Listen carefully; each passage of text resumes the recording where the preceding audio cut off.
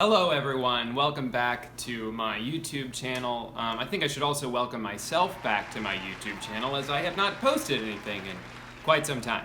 If you watched the last video, you'll remember that I mentioned being sick. I'm sick, so sick. Maybe I'll get sick more often. That was like day 2 of what turned into like a 6 or 7 day sinus infection. It was rough. It was a rough time. Really the main reason I haven't posted those, I just started a job again. I was unemployed for quite some time and I was loving it. But as an adult, you reach a point where you realize, oh, I cannot just be unemployed as I am not making any money. And you need money to live. That's not what I want to talk about today. What I want to talk about today is relatable comedy.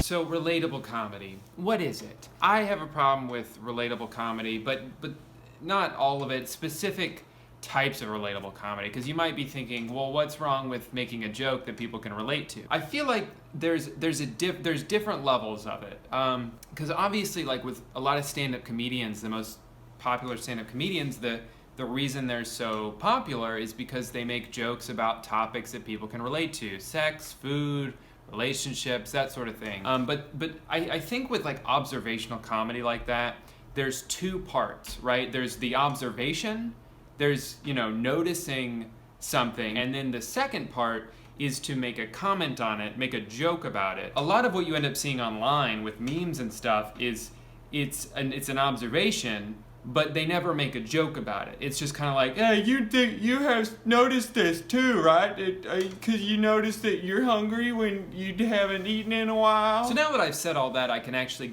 show you a couple examples of what I'm talking about. The first one I'm gonna do is the one I saw that really inspired me to make this whole video, because it's about as dumb as you can get. Shout out to my friend Rachel for discovering this and posting this on her Twitter. She's really funny. You should follow her at Tamagotchi. So let's break this down. First thing you got is a caption: best thing about coming home. You may notice that thing was not plural here. It was just, there's one thing. The best one thing about coming home is these 4 things. And the pictures are 4 things that you have in your home. So basically what this is saying is, the best thing about coming home is the things you have in your home. The modern conveniences that one has when they live indoors. Clearly this is not comedy, right? This is just the lowest level of like, hey, you like the things that you have that you bought. To illustrate how stupid this is and how antithetical this is to comedy, imagine a stand-up comedian trying to tell this joke. There's no joke. So here's a little something I've been noticing lately, and feel free to let me know if you agree. In my opinion, the best thing about coming home is my Wi-Fi. Yes. Hold on, there's more. My shower, the food in my fridge, and my bed. Yeah. That's so true. Right? This guy's awesome. So yeah, you guys agree. Like he can read my mind. You guys agree. That's the whole joke. Tell it again. I think we should investigate this comedy page a little bit more. So one of the new things that Instagram has added is that you can post photo sets. I believe it's up to 10 photos you can post. And this comedy page is really making the most of that, because what they do is, in between these memes that they steal, is they'll put in what I call like bait. It's posts like these: try to like this with your elbow. 90% of people can't. Actually, I said that wrong. Try to like this with your elbow. 90% actually do this. Are they saying that 90% of people like every post with their elbow? Because I don't think that's true. This one is just like if you know who it is. This one is just trying to get you to comment. This is a video that's trying to get you to tap quickly, so you'll double tap on accident. Double tap your side, as if that's gonna like lock in your vote somehow. Double tap when read. That's all one post. Let's go to another one. When you realize Instagram allows you to triple tap to save memes, that's just a blatant lie. I know, because I tried it. Here's this one. Quick, type 8955. Guess what happens when you type 55 quickly? You like the picture. That's what all of this is. It's a whole game. They're playing the game. 90% fail answer? Solve it. No, don't tell me what to do. Why the fuck is there math? There's math questions on all of these posts. Why do you have to sprinkle in math? I get that you're just trying to get people to comment, but there's gotta be a more fun way than that. I go on Instagram to forget about math, not have to do more of it. Joke's on them though, I just commented what the person above me commented. So, yeah. Oh, whoops, I'm sorry. I was saying there was a lot of math. This isn't a math test, this is a maths test. You know how you have maths class? Ah, yes, the perfect meme. A screenshot from SpongeBob, no caption, no context. I love it. Wait a minute. Try to like this pic with your elbow? 80% actually can't do this, but first of all, who's the guy? Who the fuck is that? Second of all, before you were saying 90% actually do this, 80% can't do this. As someone who's really good at math, because of all the practice I've gotten on your Instagram page, I can tell you that adds up to 170%. And that's not good. You can't, that's not right. Ugh, I'm a lot better at math now than I am at talking. So I feel like I'm kind of straying from the original idea of relatable comedy. A lot of this isn't even relatable. I'm just getting mad at people who steal tweets. So let me try to get back to focusing on actual relatable stuff. And we're gonna go to Facebook for this. If you don't like this page on Facebook, you're missing out. It's called Minion Quotes. And it's got about 3 million likes. Basically what this page does is they just take screenshots of Minions and they put quotes on them. I know what you're thinking, that it's just quotes from the movie. No, they're never quotes from the movie. They're just generic things that people would say in real life, but there's a picture of a minion there for some reason. So here's a few examples.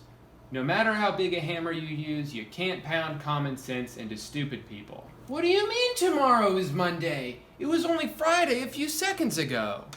That's great, that's funny. Morning, tired. Afternoon, dying for a rest. Night, can't sleep. That's another thing that everyone likes to relate. Like, oh, I'm tired in the morning, but I'm awake at night. It's because you're changing from one state to another. It's hard to wake up because once you've been asleep for a long time, you just want to keep sleeping, and it's hard to go to bed sometimes because you just want to stay awake. It's hard to transition. Stop making that observation. Ugh. I need vitamin C. This one's got layers to it, I gotta say. Because if you just read it, or if someone reads it to you, I need vitamin C, you're like, yeah, I guess we all need, like orange juice and stuff. But then, upon closer investigation, you might notice here that the C isn't the letter C at all. In fact, there's no letter C here. It's C, S-E-A. What they're saying is not that they need vitamin C, they're saying they need vitamin C, as in they need to go to the ocean.